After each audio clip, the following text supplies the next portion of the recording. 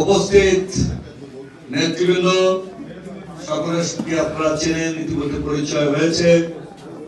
সুধী মন্ডলী, আসসালামু আলাইকুম। প্রিয় ভাইরা, 1977 সালের 21 এপ্রিল মহান নেতা 75-এর পর পরিবর্তনের পর রাষ্ট্রপতি হিসাবে নির্বাচিত। 1978 সালে প্রথম নির্বাচিত রাষ্ট্রপতি হিসাবে নির্বাচিত। এদেশের স্বাধীনতার ঘোষণা, যিনি স্বাধীনতার ঘোষণা না দিলে বাংলাদেশের মুক্তিযুদ্ধের ইতিহাসের ভিন্নতা হলেও হতে পারত।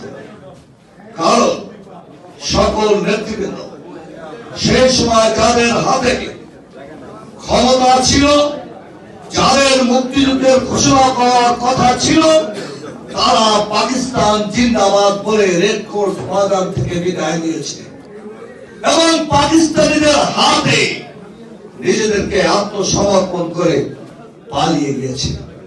তাদের নেতারা অনেকেই কলকাতার থিয়েটার রোডে গাড়ি গাড়ি করে স্থায়ী নিবাস করছে।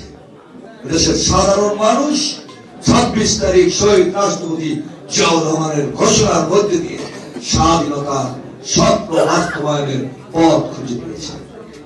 আমি বক্তৃতা দীর্ঘায়িত করবো না। প্রায় 4 বছরের শাসনামলে বাংলাদেশের খাদ্যের স্বয়ংসম্পূর্ণ হয়েছে, বিদেশে রপ্তানি করা হয়েছে। আজকে 63 লক্ষ মানুষ যে গার্মেন্ট শিল্পে কাজ করে সেটি তিনি প্রবর্তন করেছেন। আজকে সারা বিশ্বে, বিশেষ করে সৌদি আরব সহ ইসলামী রাষ্ট্রগুলো এবং যেখানে শ্রমিক দরকার সেই সকল রাষ্ট্রগুলোতে যে বাংলাদেশের মানুষ, লক্ষ লক্ষ মানুষ যে কাজ করে, বিদেশে যে 1 কোটি পরিমাণ মানুষ থাকে, তার অধিকাংশই শ্রমিক শ্রেণী। আর এই শ্রমিক শ্রেণীকে যে টু জেড কুয়েতের সাথে প্রথম শহীদ রাষ্ট্রপতি জিয়াউর রহমান এটি প্রবর্তন করেছে।